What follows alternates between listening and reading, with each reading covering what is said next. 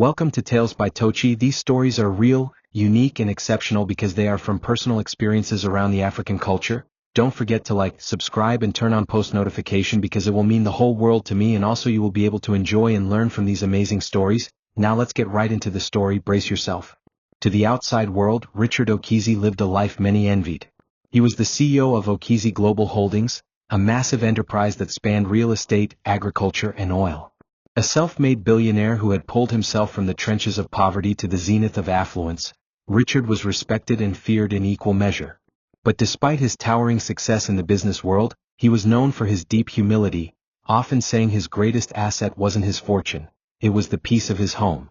He adored his wife, Angela, a radiant beauty with a captivating smile and disarming charm. She accompanied him to every gala, charity dinner and award show, always clinging to his arm like a devoted partner. People whispered about how lucky Richard was, and how gracefully Angela carried herself in his empire. No one could guess what lurked behind those perfectly painted smiles. Angela, however, saw life through a very different lens. Behind her soft eyes and gentle words lived a woman fueled by entitlement, resentment, and greed. She was tired of living in Richard's shadow, being the accessory to his success, the trophy on his arm. To her, his wealth wasn't just theirs, it should be hers alone. Over the years, she had spent lavishly on clothes, cars, and secret affairs with powerful men who promised her more, always more. She had tolerated Richard's morality and his annoying habit of keeping business decisions family-oriented. When he mentioned recently that he planned to restructure his company and place more trust in loyal people rather than family, possibly excluding her, she knew her time was running out. Angela began to hatch a plan. It had to be perfect, swift, untraceable. She needed him gone, and she needed everything in her name before the dust settled. The plan was subtle but deadly. Angela had been in contact with a chemist through one of her lovers, someone who could supply her with a rare, slow-reacting poison that mimicked natural causes like cardiac arrest. It would go unnoticed in an autopsy unless specifically searched for. She waited patiently for the perfect evening, a quiet dinner at home, just the two of them. She had the chef prepare Richard's favorite meal, and she opened a bottle of his cherished red wine. As she poured it into his glass, her fingers trembled with excitement masked as affection. She slipped the vial's contents in with precision, stirred gently and then sat down, all the while murmuring how much she loved him. Richard, unsuspecting and tired from work, clinked his glass with hers and drank deeply, completely unaware that the woman he trusted with his life had just sentenced him to death. Amaka had been in the Okezie household for 3 years, but many barely noticed her presence. Blind from birth and orphaned young, she had learned to navigate the world through sound, scent, and intuition. When Richard hired her, he didn't do it out of pity, he saw something rare in her. She was efficient, humble, and eerily accurate with her senses. She cleaned faster than any of the other maids, despite her blindness, and she never asked questions. Richard respected her deeply, often greeting her by name, a gesture that warmed her heart. But Angela? Angela treated her like a living mop. She barely spoke to her unless it was a command, and even then, her tone dripped with disdain. Amaka never responded with anger. She had learned the art of silence and strength through pain. It was her way of surviving. That night, Amaka was in the hallway leading to the kitchen when she heard the clinking of glasses and laughter from the dining room. She paused, nose twitching. Something was wrong. A strange scent hung in the air, faint but sharp. It came from the wine glass Richard had just sipped from. Amaka's sense of smell had always been unusually sensitive. As a child, she could tell when rain was about to fall from the scent of damp earth before anyone else. Now she could identify spices, cleaning products, and perfumes with eerie precision. But this scent was foreign, chemical, bitter, metallic. Her heart began to race. She stepped closer, straining to listen, pretending to sweep the floor nearby. Within minutes, she heard Richard's breath change, labored, gasping, unnatural. His fork clattered to the floor. Amaka didn't think. Her body moved before her mind could reason. She rushed to the study, fingers flying across bookshelves and drawers she had memorized through years of work. Richard had once told her, in passing, about a vial he kept hidden, a quick-acting antidote he used when experimenting with rare herbs and plants. She found it, unscrewed it, and hurried back. Angela was screaming and pretending to call emergency services, but her eyes, Amaka knew what guilt looked like. She pushed past her and dropped to her knees, pouring the contents of the vial into Richard's mouth, gently tilting his head. For a terrifying moment, there was no response. Then Richard coughed violently, his body trembling. His eyes fluttered open. He was alive, but barely. Angela screamed louder, but Amaka didn't look up. She held Richard's hand and whispered, "You're not going to die. Not tonight." Richard woke up in the hospital, his chest aching and head spinning. The last thing he remembered was Angela's voice saying, "I'll always love you," just before he drank the wine. But now there was only the sterile white ceiling and the beeping of machines around him. A doctor explained that he had suffered a near-fatal reaction to a rare toxin. Had the antidote not been administered immediately, he would have been dead within minutes. The antidote. He blinked slowly and asked who had given it to him. When the doctor mentioned a blind maid named Amaka, something in Richard's heart shifted. The girl who had silently served his household had seen what no one else had. Saved him. While his own wife had tried to end him. His breathing deepened, not from weakness, but from fury. Angela came in hours later, face tear-streaked, voice trembling with false remorse. "Darling," she whispered, "I thought I lost you." But Richard saw through it now. Her eyes, once alluring, looked empty to him, soulless. He watched her, listening to her rehearsed sob story about how she panicked and didn't know what to do. When she leaned in to kiss his hand, he pulled it away slowly. "Where were you when Amaka saved me?" he asked coldly. Angela's mask cracked for a brief second, then she stammered out another lie. Richard had already made up his mind. He asked for the security footage from the house to be retrieved. What it revealed crushed him. Angela had done nothing as he convulsed. Her phone call had been fake. She had watched him die, waiting for it to end. Richard didn't confront her right away. He needed to plan carefully. His heart was broken, not just by the betrayal but by how blind he had been to the truth. The woman he built an empire for, trusted with everything, had been plotting his end. Meanwhile, the girl no one noticed, the one who moved silently through their mansion, had saved his life without hesitation. He made a promise to himself in that hospital bed. Angela would face the consequences of her treachery. And Amaka would never be invisible again. The moment Richard was discharged from the hospital, he returned home a changed man. No grand announcement, no fury on display, only a quiet, calculated calm that disturbed even the staff. Amaka noticed the difference immediately. His voice was softer but carried a weight that made everyone pause. Angela, pretending to be overjoyed at his recovery, tried to throw a small welcome dinner. Richard declined. He spent most of his time in his study reviewing files, watching security footage over and over, and speaking to private investigators who had already begun gathering evidence on Angela's financial dealings, secret bank accounts, and suspicious communications. What he uncovered chilled him to his core. His wife had been planning his demise for over a year. Every smile, every touch, it had all been a lie. But rather than lash out, Richard chose a path of patience. Angela didn't know he knew. That ignorance was power. Amaka, on the other hand, tried to return to her normal duties, but everything had changed for her too. The staff who once ignored her began to look at her differently, some with admiration, others with jealousy. Angela barely acknowledged her presence now, acting as though she were a ghost, a shadow that threatened her perfect world. Richard, however, called Amaka into his study one evening. It was the first time they truly spoke. He asked her how she knew about the poison, how she had acted so quickly. Amaka, hesitant at first, explained her heightened sense of smell, how years of being blind had trained her to rely on instincts. She didn't embellish or dramatize, she simply told the truth. Richard listened intently, then thanked her again. "You saved my life," he said. "I will never forget that." He didn't offer promises or money in that moment. But something shifted. Amaka felt it. For the first time in her life, someone saw her. What followed in the days after was a quiet storm. Richard didn't remove Angela from the house. He let her hang herself slowly. He assigned investigators to trace every dime she had stolen, every lover she'd been involved with. Meanwhile, he asked Amaka to sit in on meetings, not to speak but just to listen. When board members visited the house, they were surprised to see a blind housemaid quietly sitting in the corner of the study, nodding as discussions took place. Richard introduced her simply as, "Someone I trust."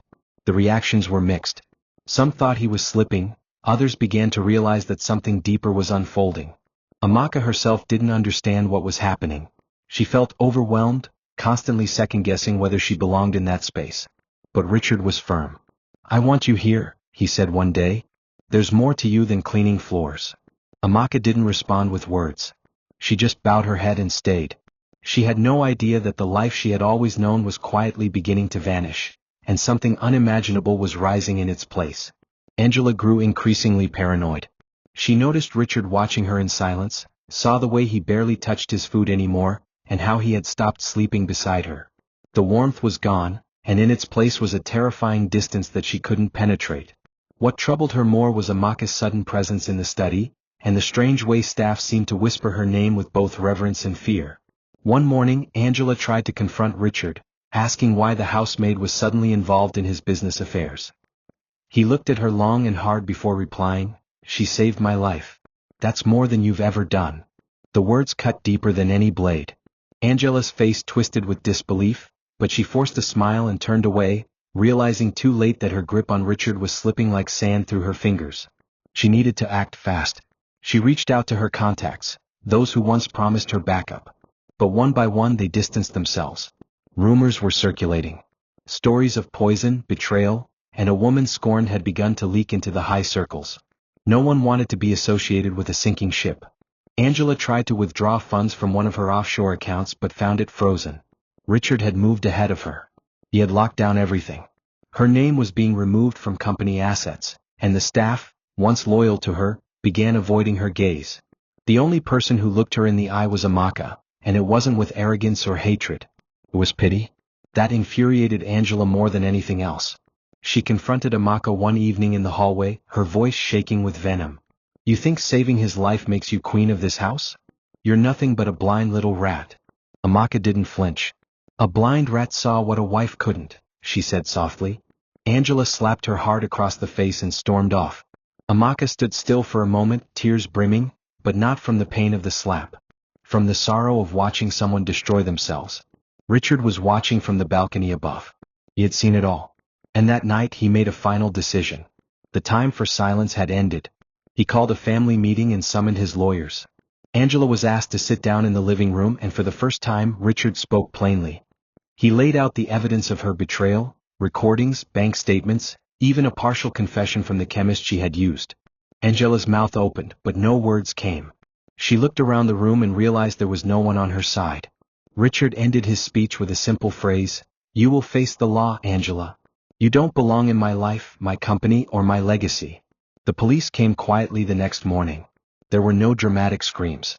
Angela didn't fight. She walked out of the mansion in handcuffs, her head high, but her heart hollow. She had gambled everything and lost. And standing at the entrance as she was taken away, Amaka whispered a prayer, not for revenge but for peace. With Angela gone, the mansion felt lighter, as if the walls themselves had been freed from a heavy burden. Richard, however, carried the weight of heartbreak on his shoulders. Despite everything, there had been a time he loved her, and the betrayal left deep wounds. But he wasn't a man to drown in sorrow. He believed in rebuilding, and this time he wanted to build something new, something pure. He sat with Amaka in the garden one morning and asked her what she wanted out of life. She hesitated. "I don't know," she admitted. "I've never really thought about it. People like me aren't allowed to dream too much." Richard's expression softened. "Then it's time to start. You've earned that right." He told her he wanted her to train, to learn everything about his company. She thought he was joking at first, but the look in his eyes told her otherwise. This wasn't charity. It was purpose. Amaka began attending training sessions in a private wing of the mansion.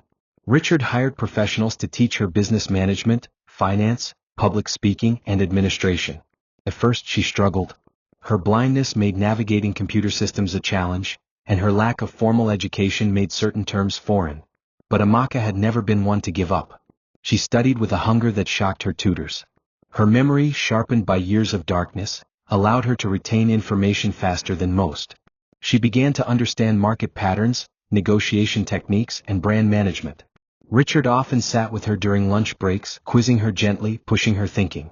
The two grew closer, not romantically but as two souls who had seen the worst and were choosing to rise. The mansion that once echoed with silent bitterness now rang with learning, laughter, and growth. News began to trickle into the public domain. About the arrest, the attempted murder, and most intriguingly, the blind maid who saved a billionaire's life. Tabloids ran wild with theories. Some painted Amaka as a manipulator, others hailed her a hero. But Richard ignored the noise. He knew the truth. And when the time was right, he called a board meeting, one that would change everything. As the directors gathered in the towering glass conference room of Okizi Global Holdings, they were stunned to see Amaka walk in with her white cane and a quiet confidence. Richard stood beside her and addressed the room. "This is Amaka. She saved my life. She has proven herself capable, trustworthy, and wise beyond measure. From this day forward, she will serve as acting CEO of this company." The room erupted in disbelief. Amaka felt her knees tremble, but she stood tall. For the first time in her life, she wasn't just surviving. She was becoming. The announcement of Amaka as acting CEO of Okizi Global Holdings sent ripples across the entire corporate ecosystem. Board members exchanged incredulous glances, media outlets scrambled for statements, and rival companies saw an opening they thought they could exploit. A blind woman, formerly a maid, at the helm of one of Nigeria's most powerful business empires? To many, it sounded like a tragic joke or an overzealous billionaire's emotional overreaction. But Richard was unmoved. He stood by his decision, reiterating that competence was not defined by sight, social status, or a polished resume, but by integrity, courage, and instinct. Those who challenged the appointment were asked one simple question: "Did you save my life when no one else could?" Silence always followed. Amaka, though, was not deaf to the whispers. Every step she took was followed by doubt, every suggestion questioned. But rather than fold under pressure, she leaned into the challenge. Amaka was wise enough to know that she had entered a lion's den. From executives who felt entitled to the position to investors skeptical of her leadership, she faced passive aggression and veiled insults at every turn. Still, she showed up early to meetings, prepared reports with meticulous detail, and asked probing questions that revealed her deepening understanding of the company's operations. She memorized data points, learned market trends, and requested updates from every department, not as a dictator but as a servant leader. With a headset and advanced screen reader technology, she began reviewing documents and financial statements by herself.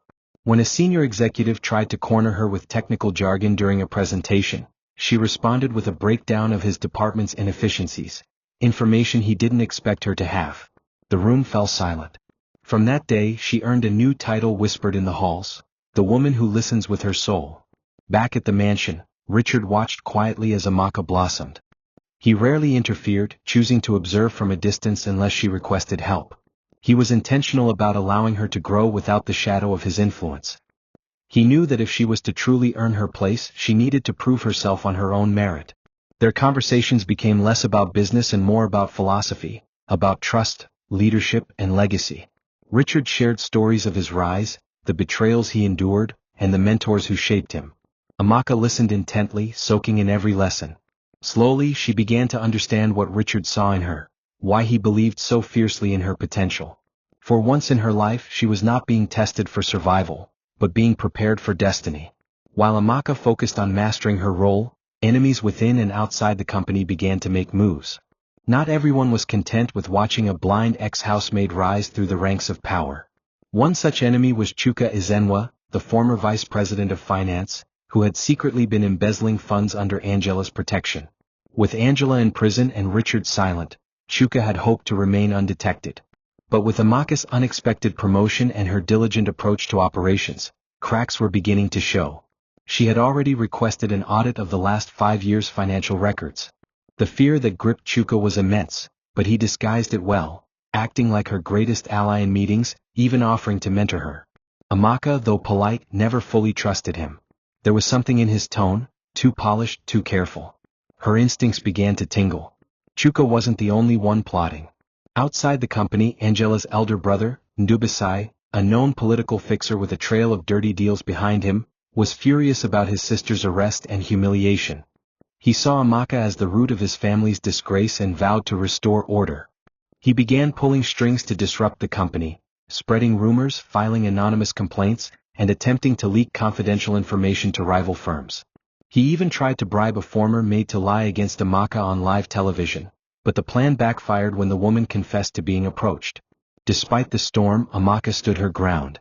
She held press conferences with grace, countered every attack with poise, and refused to be dragged into public mudslinging. Her blind eyes became symbols of clarity and purpose, while the eyes of her enemies, full of spite, were now exposed to public scrutiny. The tension grew until it reached a boiling point when Chuka attempted to forge a set of documents that would show Amaka had mishandled millions of naira in a foreign investment deal. He sent the documents anonymously to a major news outlet. But what he didn't count on was Amaka's meticulous memory. She had verbally approved the real transaction with audio recordings to back it up, and Richard had insisted all her meetings be documented to protect her. Within hours of the leak, the truth was revealed, and Chuka was summoned to an emergency board session. This time it was Amaka who stood before him, not with anger but with authority. "You thought I was blind," she said calmly, "but it is you who couldn't see that truth always finds light." Chuka was fired, and the company began criminal proceedings. That moment marked a turning point. Even her harshest critics began to respect her. The maid had not only survived the poison, she was purging the poison from the empire. After months of turmoil, triumph, and transformation, Amaka found herself sitting at the head of a long conference table during the company's annual general meeting. Her cane rested beside her chair, her notes laid out in perfect order. Shareholders, partners, and international delegates had flown in, many of them curious to see the infamous blind CEO. The atmosphere was tense at first, skepticism lingered in the air like smoke. But when Amaka began to speak, the room fell into reverent silence. She spoke not just with intelligence but with heart. She told them the truth, of how she started with nothing, how she was betrayed, how she almost lost her employer, and how she chose to serve with honor when she could have walked away. "I do not have eyes that see the world as you do," she said, "but I see loyalty, I see justice, and I see the future of this company." Her words, so simple and raw, cut through every doubt in the room.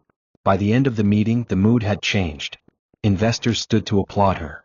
Journalists rushed to capture her quotes. Business magazines requested exclusive interviews. Amaka was no longer a novelty, she was a force. Richard sat quietly at the back of the room, smiling. He hadn't said a word during the meeting, allowing Amaka to shine fully. After the session, he walked up to her, placed a hand on her shoulder and whispered, "You've earned your place." That night, Amaka stood alone on the balcony of the mansion, the wind brushing her cheeks. She could hear the city humming below, the distant sound of cars and life moving forward. She thought of her parents, how they had died in silence, forgotten by the world. She whispered into the air, "I made it. I wish you could see me now." Meanwhile, in her prison cell, Angela received a copy of the business journal that featured Amaka on its cover, titled "The Blind Visionary, From Maid to Mogul." She stared at it for hours, fingers shaking. The bitterness in her heart deepened, not because of what Amaka had achieved, but because it was everything she had wanted for herself. And she had thrown it away. As she crumpled the magazine and tossed it aside, she realized the harshest truth of all. Amaka had not stolen anything from her. She had simply risen where Angela had chosen to fall. It was a table of redemption, but not everyone was welcome to dine there. Some were destined only to watch from afar, through the bars of their own greed. The taste of success didn't come sweet to Amaka, it was bittersweet, like rain on parched earth. Though the world now recognized her as a trailblazer and visionary, she remained humble, never letting the glitz of power blind her purpose. But even in the midst of her rising star, the shadows of her past crept in slowly. It began with a letter, an anonymous envelope left at the reception of the company headquarters. Inside was a crumpled photograph of her as a child, sitting beside two older women with kind eyes, and a man whose face had been scratched out. The note read, "Some roots can't be buried forever." Amaka held the photo with trembling hands, her heart pounding. She hadn't seen that image in over 2 decades. It was from the orphanage. The one that burned down. The one she believed had erased every trace of who she used to be. Confused and shaken, she began digging. With Richard's help, she sent private investigators to find out who had delivered the letter. They traced it back to a retired priest who had once worked at the orphanage she'd lived in as a child. Amaka traveled to a small village to meet him. When she arrived, the frail old man was seated under a mango tree, his face wrinkled and lined with years of sorrow. "You've grown into a miracle," he said as she approached. He told her about the fire that destroyed the records, the day she was presumed dead, and how he had tried to track her for years after learning she had survived. "Your father," he whispered, "was a powerful man who never knew you lived." That sentence shattered something inside her. She had lived her whole life believing she was unwanted, a forgotten burden. But the priest handed her another letter, sealed and never delivered, written in a man's handwriting. It read, "If she is alive, tell her I will never stop searching." Amaka returned to Lagos feeling like a stranger in her own skin. Who was she really? A housemaid turned CEO? A lost daughter of a man who might have loved her? The revelation swirled through her mind like a storm she couldn't contain. She buried herself in work to stay grounded. But her leadership was now driven not just by gratitude, but by a desire for identity. She spoke to Richard late one evening, revealing everything. He listened, then said something she would never forget. Sometimes the world breaks us apart to give us the chance to build ourselves better. If your father couldn't find you, then let the world find the woman you've become. His words didn't erase the ache, but they gave her direction. She vowed to search not just for her roots but for the truth. And as the board planned an international expansion of the company, she insisted on including her hometown as the first project site. Maybe, just maybe, the answer she sought lay buried in the same soil where her childhood ended. Amaka's decision to return to her roots and invest in rebuilding her hometown wasn't just a business strategy, it was personal. The village she once called home had been neglected for decades. Poverty hung like a fog, the roads were broken, and the orphanage where she grew up was now just a crumbled shell of memory. She arrived with a full team of architects, engineers, and humanitarian experts, determined to build a community center, school, and medical clinic in the place that raised her in silence. News of her return spread quickly. Children followed her entourage with wide eyes, adults whispered in awe. Most had never met her, but all knew her name, the blind girl who became something beyond belief. But among the curious crowd, one man watched her with a gaze that carried years of silence. His name was Chief Dominic Emizy, a wealthy recluse who rarely left his mansion on the outskirts of town. His eyes lingered too long. Something about her presence unsettled him. That night, as Amaka walked through the near-completed site, a security guard handed her a folded piece of paper. "A man dropped this for you," he said. The letter inside was short: "Come to the old church. Midnight. Alone." Against every protocol and concern, Amaka obeyed. She had learned to trust her instincts, and something about the message felt less threatening than urgent. At midnight, she entered the ruined church. The scent of dust and memories lingered in the air. And there, sitting on the first pew, was the man who had watched her earlier. He stood slowly as she approached, his steps hesitant, eyes glassy. "Amaka," he said, voice cracking. "My name is Dominic, and I believe I'm your father." The words stopped her heart. Everything around her fell silent. Her cane trembled in her grip. "I thought you were dead," he said. "They told me the fire took you. I've lived with that nightmare for 23 years. Tears streamed down her cheeks, her chest heaving as emotion overtook her.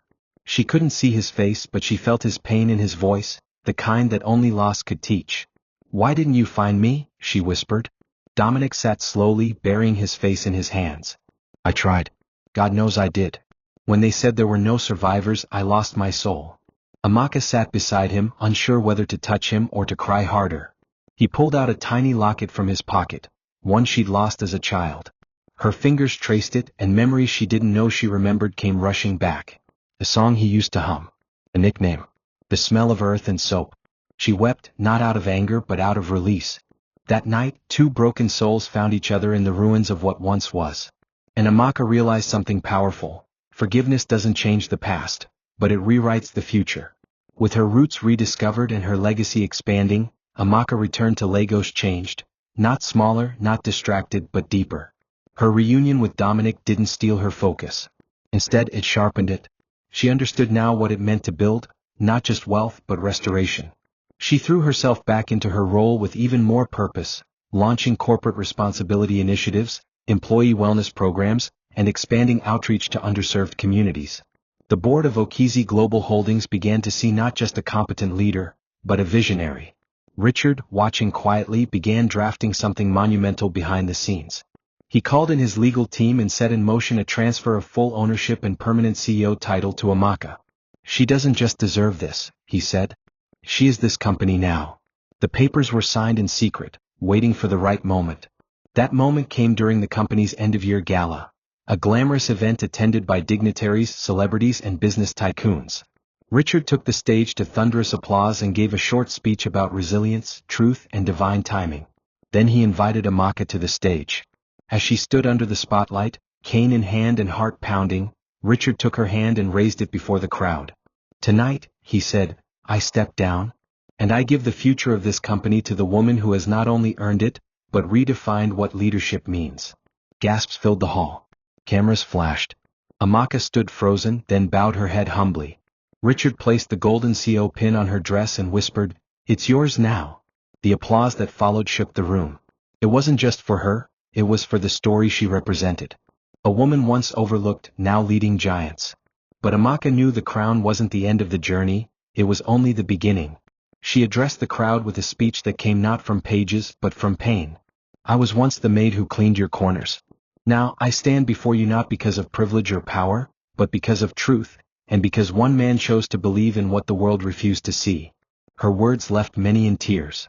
She ended by saying, "The measure of greatness is not what you hold, but what you lift." And with that, the new CEO of Okizi Global Holdings officially stepped into her era. The weight was heavy, but her shoulders had been prepared by years of carrying things no one else would. Crowns don't fall when worn by those who were born to carry them. And Amaka, blind, brave and unstoppable, was born for this. Angela sat in her prison cell with 1,000 thoughts playing in her head like discordant notes. She had never imagined her life would come to this. A woman who once dined with governors now ate tasteless beans behind steel bars. But what haunted her more than the conditions of the prison were the voices she couldn't silence. The news articles, the interviews, the social media buzz, they all echoed Amaka's name. Each week brought a new headline praising her leadership, her vision, her grace. Angela tried to ignore them at first, tried to convince herself that it was all a phase, a sympathy stunt Richard had pulled. But deep down she knew. She knew that Amaka had become everything she pretended to be, respected, admired, powerful. And unlike her, Amaka had earned it all. One rainy morning, Angela was summoned to the prison warden's office. At first she feared it was more charges. But to her surprise, she was told someone had come to see her. Her heart pounded. No one had visited her since the trial. She shuffled in, handcuffed and weary, only to find Dominic Emizi, Amaka's father, seated quietly at the table. Angela blinked in shock. "What are you doing here?" she asked, her voice almost trembling. Dominic looked at her with disappointment and pity, not hatred. "I came because I need you to hear this," he said. He told her everything, about the fire, about Amaka's survival, and how he had spent years in guilt for losing a daughter he never got to raise. He told her that despite everything Angela had done, Amaka had asked him to forgive her. Angela laughed bitterly at first, but then her composure broke. She wasn't used to grace, and it wounded more than cruelty ever had. For the rest of that day, Angela sat in silence on her bunk, holding the memory of Dominic's words in her heart. She had spent years trying to conquer, manipulate, and possess, but no one had ever genuinely tried to reach her, not until now. That night, she finally wept, not the tears of a frustrated criminal, but the sobs of a woman who finally saw herself clearly. She thought of Richard and the way his love had turned into indifference. She thought of Amaka, who had risen from her own shadows. And for the first time, Angela allowed herself to feel small, not out of pity but out of realization. She picked up the pen and paper the warden had left her earlier that day and began to write. The letter wasn't elegant. It was messy, honest, and raw. It began with the words, "I'm sorry," and ended with, "Thank you for showing me what real power looks like." It was addressed to Amaka. And when she folded the paper and handed it over to be delivered, it felt like the first act of freedom she had experienced in years. Amaka held the letter in her hand for nearly an hour before she opened it. She sat alone in the quiet of her office, the lights dimmed, the city glowing faintly through the window. She had expected hatred, manipulation, maybe even empty apologies. But as she read Angela's words, broken, remorseful, filled with a regret so raw it bled through the ink, she found herself trembling. Her first instinct was to toss it aside.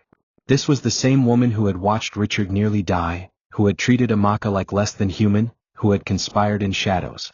But the letter didn't beg for mercy. It acknowledged guilt. It didn't ask for understanding, it offered it. And that made all the difference. By the time Amaka reached the last sentence, her hands were wet with silent tears.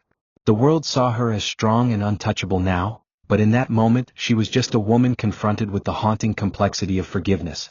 The following day she met with Richard in the private garden behind the mansion. She handed him the letter and watched his eyes scan the pages, his expression unreadable. When he finally looked up, his voice was calm. "Do you believe her?" he asked. Amaka nodded slowly. "I believe she regrets. I believe she's broken now, not dangerous." Richard exhaled deeply. "Then let's leave her to her journey. Sometimes prison isn't just walls, it's a soul realizing it locked itself in long before anyone else did." Amaka nodded again, grateful for his wisdom. Their bond had grown deeper, not romantic but deeply spiritual. He was the man who had saved her from obscurity, and she had become the compass he never knew he needed. Together they weren't just rebuilding a company, they were building a legacy rooted in healing. That week, Amaka launched a new company initiative called the Reclamation Project. a program designed to rehabilitate female ex-convicts through education, skill training, and employment. When asked during the press conference what inspired the idea, she paused for a long moment before saying, "Everyone has a chapter they don't read out loud. But some chapters deserve a second draft." The media buzzed with admiration. She didn't mention Angela's name, but the message was loud enough. In prison, Angela read the article and cried again, not from shame but from a strange, aching gratitude. Somewhere in the world, the woman she once tried to erase was building bridges even from the ashes. And that, Angela knew, was the difference between them.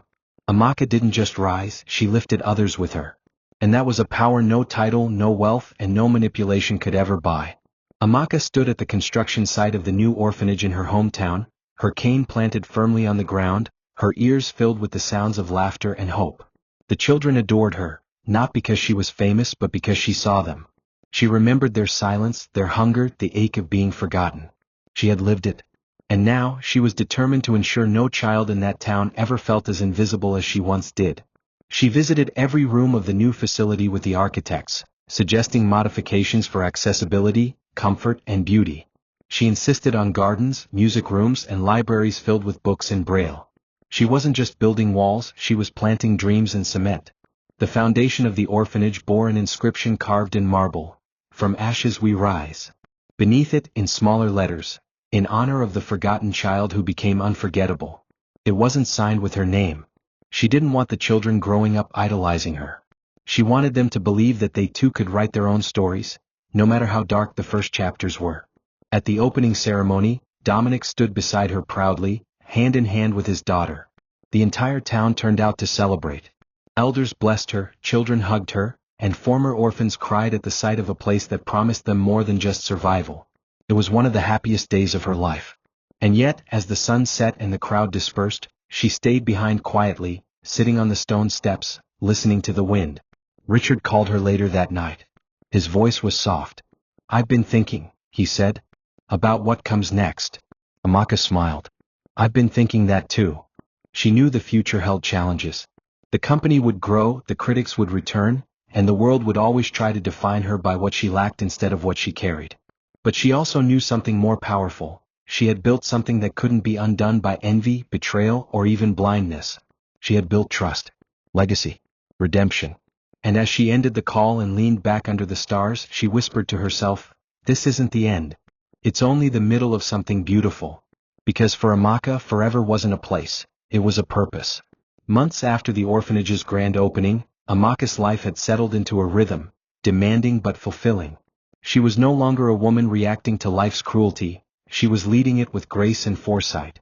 Yet, the more successful she became, the more tempting distractions surrounded her. International investors poured into Okizi Global Holdings, all eager to partner with the now famous blind CEO. Invitations to exclusive summits, elite galas, and high-level political roundtables flooded her calendar. Some men in high places viewed her as a trophy to be acquired, not a leader to be respected. One such man was Maurice Okon, a foreign investor and oil tycoon whose interest in Amaka blurred professional boundaries from the start. He offered her not just joint ventures but lavish personal gifts, designer bags, exclusive travel invitations, and subtle promises of companionship disguised as business. Amaka, ever perceptive, recognized his intentions quickly. At first, she thought ignoring him would be enough, but Maurice was persistent. He used his influence to sway some board members, whispering doubts about her independence and hinting that she was vulnerable to manipulation due to her background. "She's brilliant," he once told one director, "but everyone knows broken girls crave saviors." That statement got back to Amaka, and though she showed no emotion outwardly, it cut deep. Not because it was true, but because she had spent her life proving the opposite. She had built herself from nothing. She had not asked to be rescued. Still, the insinuation spread like wildfire, and soon even the media began questioning her leadership, wondering if she was entangled in personal affairs with men of power. Rumors had always existed, but this time they came from within the circle she trusted. Rather than lash out, Amaka called a meeting with the board. She addressed the whispers head-on. "I will not apologize for being a woman who leads," she began, her tone even. "And I certainly will not accept gifts masked as golden chains." She laid out evidence of Morris's advances and his attempt to bribe a procurement officer to push through a shady partnership. She offered the board two choices: support transparency or submit their resignations. To drive the point home, she withdrew from the proposed joint venture entirely, sacrificing short-term profit for long-term integrity. The move shocked everyone. It also silenced the doubters. Richard, watching from a corner of the room, nodded with pride. She wasn't just running a company, she was setting a standard. That night, as she returned home exhausted but victorious, she reminded herself once more, the higher you climb, the more you must anchor your soul. And her soul was rooted in truth. Amaka's impact extended far beyond the boardroom. Her leadership inspired a generation.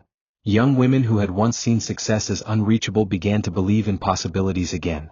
Emails flooded her inbox daily, not just with business proposals but with stories. Girls from rural communities wrote letters, sharing how they had begun studying, dreaming, and resisting the urge to settle for less. Mothers sent photos of daughters who dressed like Amaka on career day. Even universities began inviting her to speak, her words now studied in leadership courses across Africa. She never allowed the fame to distract her from the mission. Instead, she used it as a platform to uplift others. One morning, during a routine team meeting, she proposed an idea that took everyone by surprise: the Vision Scholarship. It would be a full educational sponsorship for blind and visually impaired girls across Nigeria. The board applauded the idea, but many thought it too ambitious. "We're not an NGO," one director argued. "We're a business." But Amaka was firm. "We are a business that once stood on the shoulders of a blind housemaid. And if we forget where we came from, we don't deserve where we are." Her words settled like thunder in the room.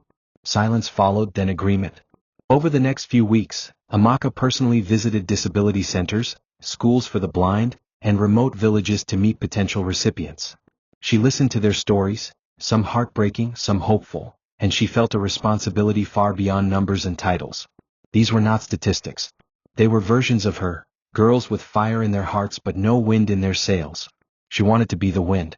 The Vision Scholarship became a national sensation. Television stations covered the launch, parents traveled miles to register their daughters, and Amaka's face was on every major media outlet once again, not for scandal or shock but for substance. But the moment that moved her most wasn't the applause or the headlines. It was a small handwritten letter from a 10-year-old blind girl named Aweel. It read, "I didn't think someone like me could become anything. But now I know I can. I want to be like you, Auntie Amaka. I want to hear the world differently too." Amaka folded the letter and placed it in her private journal. That night, she stood by her bedroom window, breathing in the night air. She had faced betrayal, loneliness, and public doubt. But now she was planting seeds.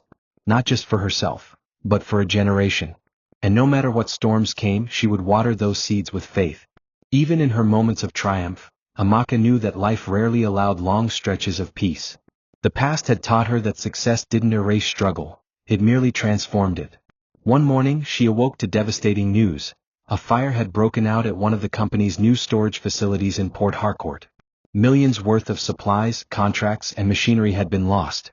The media seized the opportunity, spinning theories of negligence and mismanagement. Her critics resurfaced like vultures, eager to feast on her fall. Amaka flew to the site immediately. The air was thick with smoke and grief. Workers gathered around her with uncertain eyes, unsure if their jobs were still safe. Some wept quietly. She stood among them not as a CEO, but as one of them. She knelt in the ash-covered ground and said nothing for a long time. Then she promised, "We will rebuild. Together." Investigations revealed that the fire was no accident. It had been deliberate. An act of sabotage. One of the fired executives from Angela's era had conspired with external rivals to destroy Amaka's credibility. The discovery made her heart ache, not because of the crime itself, but because it reminded her that the ghosts of greed and envy never really died. They simply hid and waited. But this time she refused to let fear dictate her response. Rather than retreat, she launched a full audit and collaborated with national security. The culprits were caught within weeks. And in a dramatic court session, one of them confessed that the aim was to prove that a blind woman couldn't lead a blindfolded team. The words, intended to insult her, only ignited something deeper inside. When Amaka took the stand to speak, her voice echoed, "I do not need eyes to see clearly. I do not need perfect conditions to rise. I was built in fire, and you only reminded me how to burn brighter." That statement went viral.